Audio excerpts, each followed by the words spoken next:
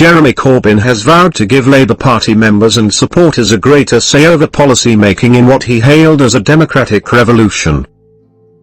The opposition leader insisted it was not about fighting sectarian battles or settling political scores as he wrestles with a parliamentary party opposed to many of his key positions. But he said it could prevent MPs getting things badly wrong, such as the decision under the interim leadership of Harriet Harman not to vote against the government's welfare cuts package.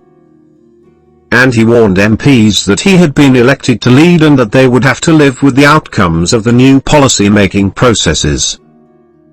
Too often in the past, the democratic decisions of our conference have been ignored by the party leadership, he told activists in a wide-ranging speech to the party's Southwest Conference in Bristol.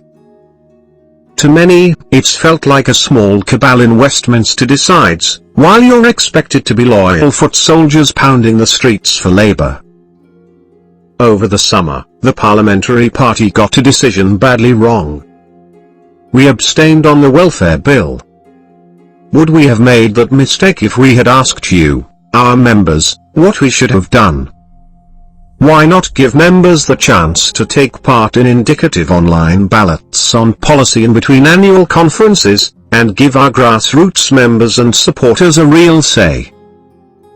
We want to see this democratic revolution extend into our party, opening up decision-making to the hundreds of thousands of new members and supporters that have joined us since May.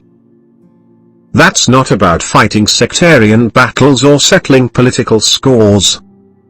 It's about being open to the people we seek to represent, giving them a voice through our organization and policy making, and drawing members into political action.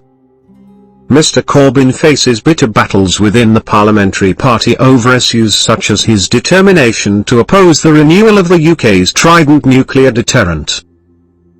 He said, "Of course the new politics is also about open and respectful debate. All my political life I have stood for tolerance, debate and the democratic determination of policy.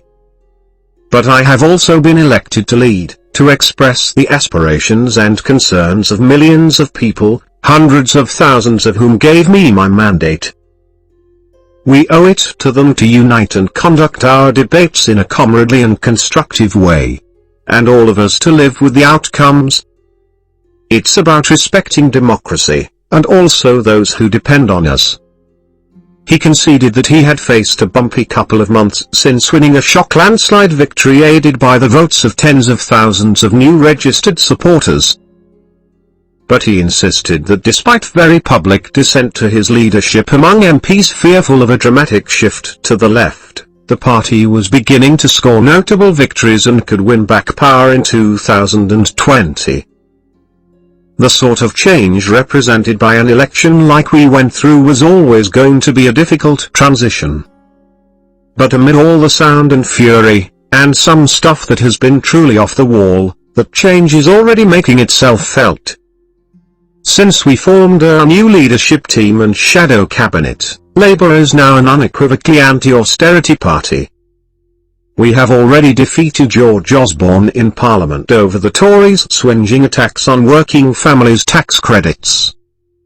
Labour is now at last committed to bringing the railways back into public ownership, supported by the large majority of British people. We've dragged the government behind us on the threat to our steel industry. And we have shamed David Cameron into pulling the plug on his tawdry prison deal with Saudi Arabia.